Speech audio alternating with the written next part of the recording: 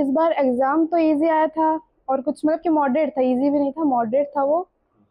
और एग्ज़ाम मेरा अच्छा गया था, मैंने 150 क्वेश्चन अटेम्प्ट किए थे और मतलब कि मुझे इस बार लग रहा था मेरा हो ही जाएगा।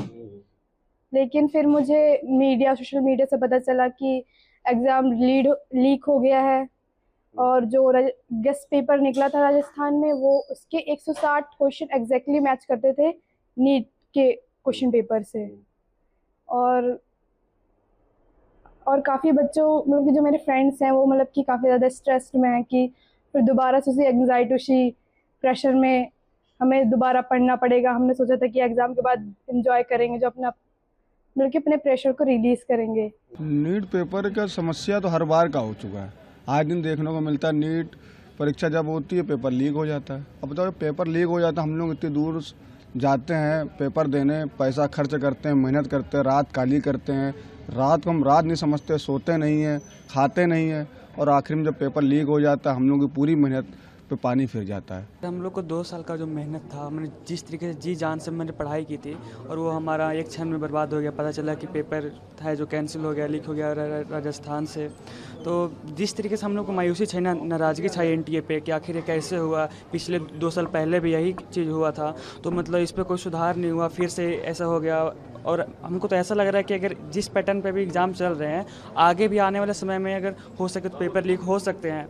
तो मैं मतलब एनटीए से बस ये गुजारिश करना चाहूँगा कि हम लोग बच्चों की मेहनत पे पानी ना फेरें। हमारे पेरेंट्स के जो आशाएं हैं हम पे, उन पे मतलब आप थोड़ा रहम करें। और जितना जल्दी अगर हो सके, जैसा कि मतलब सर ने बताया कि टेस्ट को मतलब नीट के टेस्ट को अगर हम ऑनलाइन कर दें तो मतलब ज़्यादा बेहतर होगा। तो मेरे तरफ से भी मतलब यही कहना है कि टेस्ट को मतलब हम लोग को मतलब मेहनत हम लोग को रंग लाने दीजिए, और वो जो टेस्ट है उसको ऑनलाइन मोड में जितना जल्दी हो सके तो कंडक्ट करवाया जाए। तो हम लोग 2 साल से लगातार मेहनत कर रहे होते हैं और स्पेशली हमारे साथ टीचर्स भी इतने लगे रहते हैं, पूरी रात रात भर जग के मेहनत करना, फिर उसके बाद पेपर लीक करवा देना, तो ये कोई लॉजिक नहीं बन रहा है। फिर उसके बाद नीट करवाना, ये भी मतलब पहली बात लीक ही नहीं होना चाहिए पेपर। और फिर अगर लीक हो भी रहा है तो उन बच्चों के लिए कितना नुकसान है जिन्होंने इतनी मेहनत करके 700 के ऊपर मार्क्स लेकर आ रहे हैं।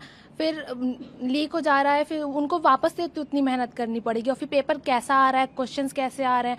2025 में इतना ख़राब पेपर आया, मतलब बच्चे इतनी मेहनत करी सब लोगों ने, किसी का कुछ सिलेक्शन नहीं हुआ, सब लोग फिजिक्स के कारण अटक गए आके। मतलब 2 साल तक इतनी तैयारी करने के बाद और पेपर 23 लाख इतना बड़ा नंबर है, और हर जगह सेंटर आते हैं, ऑल ओवर इंडिया पेपर हो रहा है।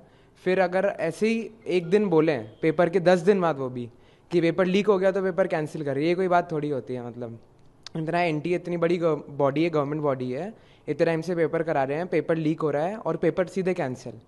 इस पर कुछ मतलब करना चाहिए।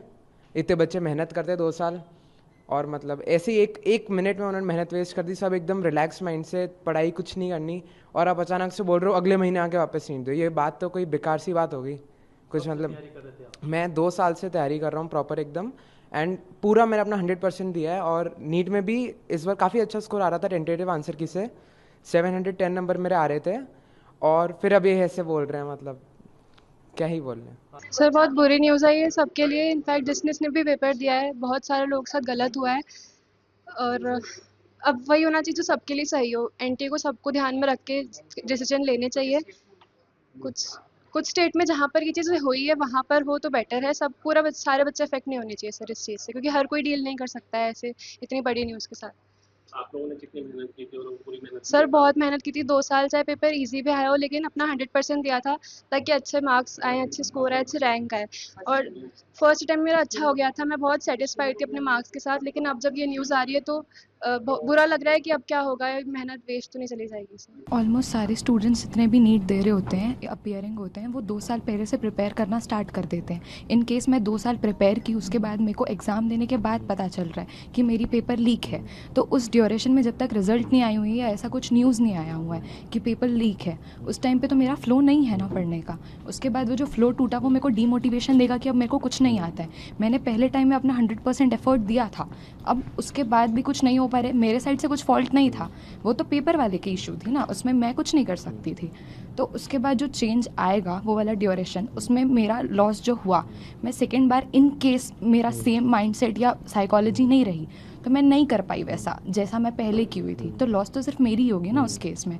उस केस में एनटीए कुछ नहीं कर सकता है क्योंकि लीक उनकी साइड से पेपर हुई है, दैट्स नॉट माई फॉल्ट। पर साल तो मेरी जाएगी in that case, in case if I not do same amount वाला एफर्ट सेकेंड पेपर के लिए।